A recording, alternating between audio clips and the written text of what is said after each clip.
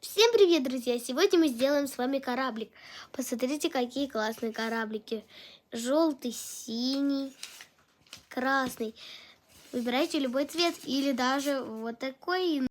Ну что, поехали? Нам нужен лист А4. Складываем его пополам. Складываем еще раз пополам. Потом мы разворачиваем и делаем вот такие, типа треугольнички.